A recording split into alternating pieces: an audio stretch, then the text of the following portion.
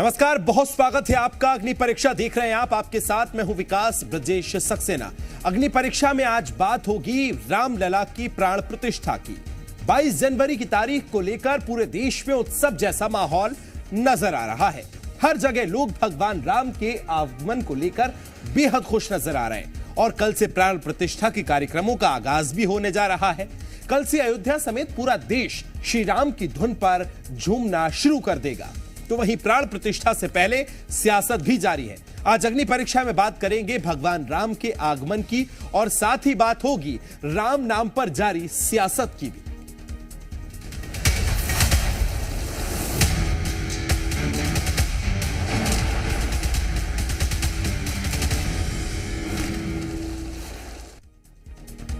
रामलला की प्राण प्रतिष्ठा का समय, शुभ समय बल्कि अब आ गया है। अयोध्या में बना राम मंदिर ऐसे जगमगा उठा है जैसे 22 जनवरी को दिवाली अयोध्या में मनने वाली है। पूरी अयोध्या नगरी प्रकाशमय हो चुकी है, दुल्हन की तरह सज चुकी है। राम भक्त रामलला के दर्शन गर्भगृह में 25 फीट की दूरी होने पर भी कर सकेंगे। इसी बीच श्री राम जन्मभूमि ट्रस्ट के प्राण प्रतिष्ठा के कार्यक्रम का खुलासा कर दिया गया है। कब क्या होने वाला है, किस तरह से इस पूरे कार्यक्रम की रूपरेखा रहेगी, आज इसी पर करेंगे चर्चा। उससे पहले ये रिपोर्ट आपको दिखाते हैं।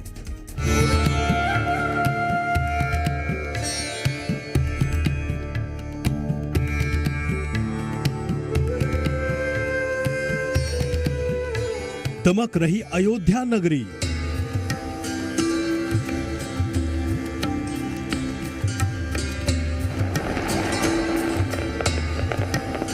बाईस जनवरी की दिवाली तैयारी पूरी।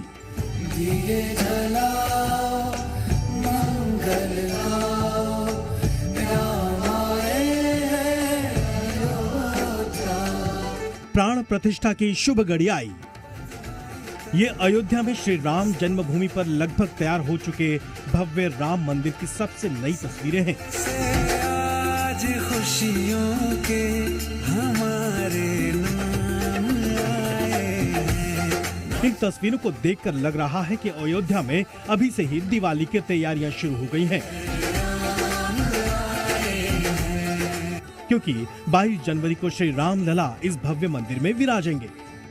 श्री राम जन्मभूमि मंदिर ट्रस्ट के महासचिव चंपत राय ने घोषणा करते हुए कहा कि 16 जनवरी से प्राण प्रतिष्ठा से पहले होने वाली पूजन शुरू हो जाएंगे।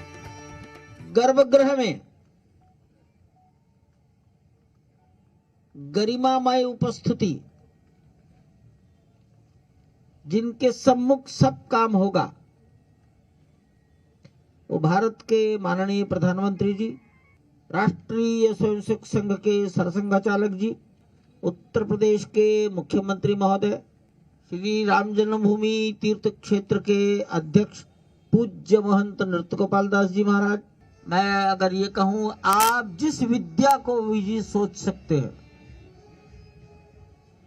उसके श्रेष्ठ जन आमंत्रित किए गए हैं।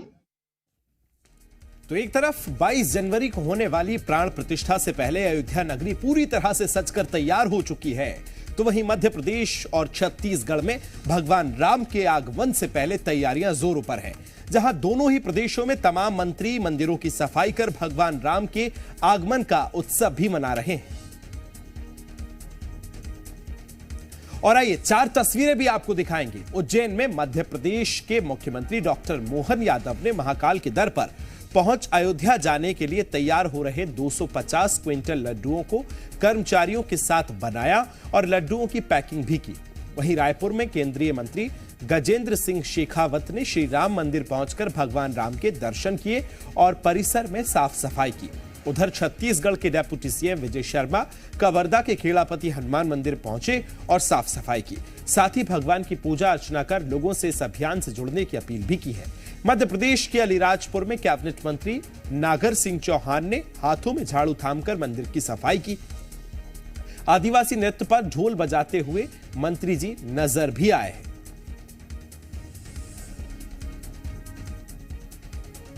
तो एक और श्री राम जन्मोत्सव की तैयारियां जोरों पर हैं, तो वहीं राम मंदिर पर भी विवादित बयानों का सिलसिला जारी है और एक बार फिर इसकी कमान एआईएमआईएम के अध्यक्ष असदुद्दीन ओवैसी के हाथों में रही। ओवैसी ने एक बार फिर जनसभा में भड़काऊ बयान देते हुए कहा कि क्या कुछ कहा है वो भी आपको सुनवाएंगे। ये जालिम लोग हैं, ये हमारी मस्जिदों पर दरचाई हुई नजरों से देख रहे हैं। वो जानते हैं कि मुसलमान को मस्जिद से दूर कर दो, फिर ये निहत्था हो जाएगा। सिर्फ जुमे के दिन नहीं बल्कि हर वक्त की नमाज मस्जिदों में अदा करिए, अपनी मस्जिदों को आबाद रखिए।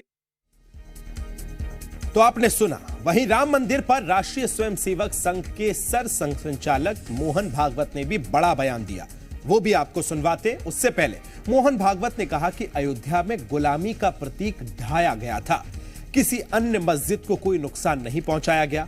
साथ ही मोहन भागवत ने कहा कि अयोध्या में वर्षों का सपना अब पूरा होने जा रहा है, हिंदू समाज के मन में था, इसलिए गुलामी का प्रतीक ढाया गया। इसके अलावा अयोध्या में किसी भी मस्जिद के किसी प्रकार का कोई नुकसान नहीं पहुंचाया गया है। मोहन भागवत ने समाज को संगठित करने के लिए एक प्रयास तेज करने की अपील भी की और अपील करते हुए कहा कि दुनिया की ज्यादातर संस्कृति अपने शील के साथ मिट गई, लेकिन हिंदू हर प्रकार के उतार चढ़ाव से बाद भी जिंदा निकलकर बाहर आया। तो रामलला के प्राण प्रतिष्ठा से पहले मध्य प्रदेश और छत्तीसगढ़ में भी सियासत चरम पर है। दोनों ही राज्यों में कांग्रेस और बीजेपी के तमाम नेता एक दूसरे पर आरोप प्रत्यारोप भी लगाते नजर आ रहे हैं। भारत जोड़ो यात्रा में रह करके भारत को जोड़ने के लिए जरूरत नहीं, राम के नाम पे मोदी जी सबको जोड़ लिए हैं, तो ये राहुल जी वहां पहुंच जाए। हमने तो जोड़ा है, हमने 370 हटाई है, कश्मीर को भी हमने भारत के साथ जोड़ लिया है। और आधा कश्मीर कब गया था, कब टूटा था, जब नेहरू जी प्रधानमंत्री थे। तो इसलिए अगर वास्तव में भारत जोड़ना है तो मणिपुर से नहीं, पाक अधिकृत कश्मीर में राहुल गांधी को जाना चाहिए और उस कश्मीर को भारत से जोड़ो, ये करना चाहिए। वहां पहुंचने की हिम्मत नहीं है तो देखिए, जब कभी भी पिछले 10 वर्षों में आप उठा करके देखिए, भारत का सामान्य मानवी भारत की किसी उपलब्धि पर गर्व कर सके, उस समय कांग्रेस ने हमेशा ही इसी तरह का आचरण और व्यवहार किया है। 14 जनवरी पर उन्होंने मणिपुर से भारत जोड़ो न्याय यात्रा शुरू की है। आज इस देश के लोगों को न्याय नहीं मिल रहा है और अभी 3 दिन पहले 3 लाशें वहाँ पे मिली हैं। केंद्र सरकार, वहाँ की सरकार इन सब चीज़ों को कंट्रोल नहीं कर पाई। मोदी जी वहाँ जा नहीं पाए। वो हिम्मत राहुल गांधी जी ने दिखाई है। इंडिया जीतेगा और सरकार इंडिया की बनेगी। 24 जो चल रहा है इसी में। कांग्रेस और भारतीय जनता पार्टी की राम भक्ति में बेसिक अंतर यही है, हम अपने आध्यात्मिक शांति के लिए, अपने आध्यात्मिक उन्नति के लिए हमारा भगवान राम से वर्षों से नाता रहा है। भारतीय जनता पार्टी ने भगवान राम से नाता सिर्फ अपने राजनीतिक उत्थान के लिए बनाया है। जुबानी जंग और सियासत के बीच कल से रामलला प्राण प्रतिष्ठा कार्यक्रम की शुरुआत होने जा रही है। पहले आपको बताते हैं कि कौन सा कार्यक्रम कब आयोजित किया जाएगा। पूरे कार्यक्रम की रूपरेखा आपको बताते हैं। 16 जनवरी को रामलला के विग्रह के अधिविश्वास जो है वो होगा। साथ ही अनुष्ठान की शुरुआत होगी। अगले दिन 17 जनवरी को रामलला की प्रतिमा को नगर भ्रमण पर निकाला जाएगा। 18 जनवरी को प्राण प्रतिष्ठा की विधिवत पूजा आरंभ होगी। उसके बाद 19 जनवरी को राम मंदिर में यज्ञ अग्नि कुंड की स्थापना की जाएगी। 20 जनवरी को राम मंदिर के गर्भगृह में 81 कलशों के जल से पवित्र उसको किया जाएगा। फिर 21 जनवरी को रामलला का 125 कलशों के साथ दिव्य स्नान होगा और फिर 22 जनवरी 2024 वो दिन होगा जब सालों के इंतजार के बाद रामलला की मूर्ति गर्भगृह में स्थापित होगी। रामलला के भव्य प्राण प्रतिष्ठा कार्यक्रम में देश भर के तमाम वीवीआईपी लोगों को न्योता भी दिया गया है। तो वहीं रामलला की प्राण प्रतिष्ठा के दौरान गर्भगृह में सिर्फ 5 ही लोग मौजूद रहेंगे। आपको उनके बारे में भी बताते हैं। प्रधानमंत्री नरेंद्र मोदी, उनके साथ गर्भगृह में संघ प्रमुख मोहन भागवत, उत्तर प्रदेश की राज्यपाल आनंदीबेन पटेल, उत्तर प्रदेश के मुख्यमंत्री योगी आदित्यनाथ और श्री राम जन्मभूमि तीर्थ क्षेत्र के अध्यक्ष महंत नृत्य गोपाल दास भी इस गर्भगृह में मौजूद रहेंगे। तो वहीं रामलला की प्राण प्रतिष्ठा से पहले देश भर में सियासत चरम पर है। एक वो समय था जब देश की सबसे पुरानी पार्टी यानी कांग्रेस राम भरोसे हुआ करती थी। आपको बताते हैं कि आखिर कांग्रेस कब कब राम मंदिर के भरोसे रही है। सबसे पहले 1986 में राजीव गांधी के कार्यकाल में राम जन्मभूमि परिसर के ताले खोले गए। उसके बाद 1989 में राजीव गांधी सरकार ने राम मंदिर के शिलान्यास की अनुमति दी।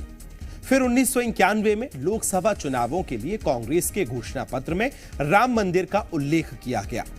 फिर 2019 में कांग्रेस ने सुप्रीम कोर्ट के फैसले का खुलकर स्वागत किया। 2020 में हुए भूमि पूजन को राष्ट्रीय एकता का कार्यक्रम बताया और अब 2024 में प्राण प्रतिष्ठा के निमंत्रण को ठुकराकर कांग्रेस ने जनता को फिर सोचने के लिए मजबूर कर दिया है। कभी भगवान राम के भरोसे रहने वाली कांग्रेस ने रामलला के प्राण प्रतिष्ठा कार्यक्रम से दूरी क्यों बनाई, यह अपने आप में एक बड़ा सवाल है। अब आपको बताते हैं कि कांग्रेस ने निमंत्रण अस्वीकार करने को लेकर क्या कुछ कहा है। कांग्रेस ने कार्यक्रम के जरिए बीजेपी पर चुनावी लाभ लेने का आरोप लगाते हुए कहा कि यह कार्यक्रम बीजेपी आरएसएस का राजनीतिक एजेंडा है। तो वहीं दक्षिण भारत में मजबूत हो कांग्रेस की जमीन को देखते हुए यह फैसला हो सकता है कि इस फैसले को लिया गया हो। वहीं कांग्रेस बीजेपी की अलग कट्टर हिंदुत्व की राजनीति से दूरी बनाकर रखना चाहती है और साथ ही निमंत्रण अस्वीकार कर कांग्रेस ने इंडिया गठबंधन के साथ एकजुटता का प्रयास किया है। क्यों गठबंधन के तमाम दलों को प्राण प्रतिष्ठा का न्योता नहीं दिया गया है, यह भी एक बात हो सकती है। तो वहीं बीजेपी ने कांग्रेस के निमंत्रण ठुकराने को लेकर भी हमला बोला है। बीजेपी ने कांग्रेस पर आरोप लगाते हुए कहा कि कांग्रेस ने कभी भगवान राम को नहीं माना। यह कांग्रेस की राजनीति नहीं है, यह कांग्रेस की मानसिकता है। बीजेपी नेताओं ने कांग्रेस पर तंज कसते हुए कहा कि विनाश काले विपरीत बुद्धि। कांग्रेस भारतीय संस्कृति से कट गई है। कांग्रेस ने हमेशा भगवान राम के अस्तित्व को नकारा है। वोटों के लिए कांग्रेस ने राम के द्वार पर आने से मना कर दिया है। वहीं इंडिया गठबंधन नहीं, सनातन विरोधी इंडी गठबंधन यह है, ऐसा बीजेपी के नेताओं का कहना है। तो मध्य प्रदेश और छत्तीसगढ़ में भी लगातार सियासत जारी है। खबर को विस्तार देंगी रायपुर से मेरी सहयोगी तृप्ति जुड़ गई हैं। तृप्ति, राम प्राण प्रतिष्ठा राम मंदिर की होनी और उसको लेकर जहां से कार्यक्रमों की शुरुआत भी होनी है, तो सियासत भी साथ साथ में चल रही है। छत्तीसगढ़ में किस तरह की तैयारियां हैं? तमाम, चाहे सत्ता में बैठी पार्टी बीजेपी हो या कांग्रेस, दोनों ही तैयारी कर रही है, लेकिन ऐसे में कई विरोधाभास भी देखने को मिल रहे हैं। तो दोनों की तैयारियां बताइए और कैसा माहौल अभी नजर आ रहा है छत्तीसगढ़ में? देखिए, जहां तक तैयारियों की बात की जाए विकास, तो छत्तीसगढ़ में साय सरकार ने ये फैसला लिया है कि 22 जनवरी को उत्सव की तरह मनाया जाएगा और हर ब्लॉक में 146 ब्लॉक टोटल है छत्तीसगढ़ में, हर ब्लॉक के एक मंदिर को खूबसूरत तरीके से सजाया जाएगा। हर ब्लॉक में रामायण मंडलियों को भजन गाने के लिए कह दिया गया है और रामायण मंडलियों को संस्कृति विभाग की तरफ से इसके लिए भुगतान भी हो चुका है। यानी कि उत्सव की जोरदार तैयारियां हैं सरकार की तरफ से, क्योंकि सरकार ने छुट्टी भी घोषित की है स्कूल कॉलेजेस में। ऐसे में ये माना जा रहा है कि ये उत्सव जो राम मंदिर प्राण प्रतिष्ठा का है वो छत्तीसगढ़ में यानी कि भगवान राम के ननिहाल में बड़े जोर शोर से मनाया जाएगा। अब जहां तक सियासत की बात आपने की, तो सियासत में विपक्ष का रुख पहले ही स्पष्ट हो चुका है जब जयराम रमेश ने बयान जारी कर कहा कि सोनिया गांधी, मल्लिकार्जुन खड़गे और अधीर रंजन चौधरी 22 जनवरी को नहीं जाएंगे क्योंकि उन्हें ये संघ का कार्यक्रम लगा। और उन्होंने कहा कि ये जो लाइन आई कांग्रेस पार्टी की, अब इस कांग्रेस पार्टी की लाइन को नकारने में कई लोग हिचक रहे हैं, जिनमें छत्तीसगढ़ से तो फिलहाल किसी का नाम नहीं आता है क्योंकि पूर्व सीएम भूपेश बघेल के भी कभी कोई बयान फिलहाल दिखा नहीं। हालांकि पीसीसी चीफ दीपक बैज जरूर कहते हैं कि कोई धर्म का प्रमाण पत्र हमें बीजेपी से लेने की जरूरत नहीं है, राम सबके आराध्य हैं। तो एक जो लाइन सिंगल कांग्रेस की होती है कि राम सबके हैं, सिर्फ बीजेपी के नहीं है, न्योता वो बांटने का ठेका उन्होंने ले रखा है क्या, ये तमाम जो तंज कसते भारतीय जनता पार्टी को लेकर यहाँ छत्तीसगढ़ के कांग्रेस नेता कह रहे हैं। लेकिन बावजूद इसके ये बात कही जा रही है कि 22 तारीख को जो प्राण प्रतिष्ठा का कार्यक्रम होना है, वहां अयोध्या का न्योता जो कांग्रेस पार्टी के आला नेताओं को मिला था, उस लाइन पर छत्तीसगढ़ के नेता भी चलते दिख रहे हैं। कुछ बातों से बचते नजर आते हैं, उसमें आड़ ली जाती है। तो एक तरफ तैयारी है तो दूसरी तरफ विरोधाभास है, कई सारे विरोध हैं जिनको लेकर पार्टी अपना पक्ष रख रही है। मध्य प्रदेश चलते हैं, अजय मेरे सहयोगी भोपाल से लाइव जुड़ गए। मध्य प्रदेश में किस तरह से राम मंदिर की प्राण प्रतिष्ठा को लेकर तैयारियां चल रही है और सियासत क्या है, अजय बताइए। देखिए, मध्य प्रदेश में भगवान राम के 22 तारीख को जब अयोध्या में प्राण प्रतिष्ठा होगी, उसको लेकर तैयारियां जोरों पर है, क्योंकि उस दिन खुद मध्य प्रदेश के मुख्यमंत्री डॉक्टर मोहन यादव ने कहा है, पहले तो ड्राई डे घोषित कर दिया है, उस दिन किसी भी प्रकार का मादक पदार्थ और मदिरा मध्य प्रदेश में नहीं बिकेगा, ताकि शांतिपूर्ण तरीके से मध्य प्रदेश में भगवान राम की प्राण प्रतिष्ठा वाले दिन लोग सीधा प्रसारण देख सकें और भगवान राम की पूजा अर्चना कर सकें, क्योंकि आस्था से जुड़ा हुआ मामला है। सरकार ने बेहद संवेदनशीलता से जन भावना को ध्यान में रखते हुए डॉक्टर मोहन यादव ने ड्राई डे घोषित कर दिया है 22 जनवरी को।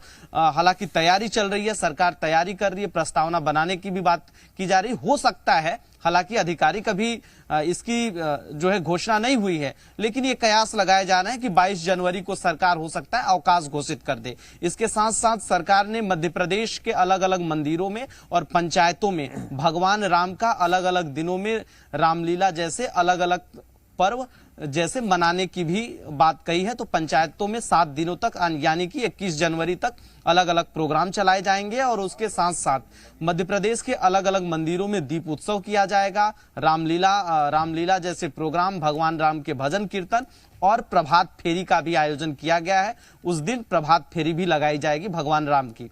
और इसके साथ साथ मध्य प्रदेश के मुख्यमंत्री डॉक्टर मोहन यादव ने ये तैयारियां करने के लिए मध्य प्रदेश जो सरकार के जो नुमाइंदे हैं उनके साथ साथ पुलिस प्रशासन को भी निर्देश दिए हैं कि 22 जनवरी के दिन समूचे मध्य प्रदेश में सुरक्षा के पुख्ता इंतजाम हो। मंदिरों में चूंकि बिल्कुल, तो एक तरफ लोग जाएंगे, विपक्ष का विरोध भी है और दूसरी तरफ मोहन खुद लड्डू जो है वो बना रहे हैं अयोध्या की प्राण प्रतिष्ठा के लिए, विशेष लड्डू भेजे जाने महाकाल की नगरी से। आप दोनों का बहुत शुक्रिया मेरे साथ जुड़ने के लिए और तमाम जानकारी साझा करने के लिए। तो अयोध्या में कल से पूजन विधि शुरू होने वाली है। सियासत अपनी जगह है, लेकिन माहौल इस समय प्राण प्रतिष्ठा को लेकर है। 18 जनवरी से गर्भगृह में पूजन शुरू होगी, किस तरह से विशेष पूजन है, ऐसे में सियासत भी लगातार देखी जा रही है।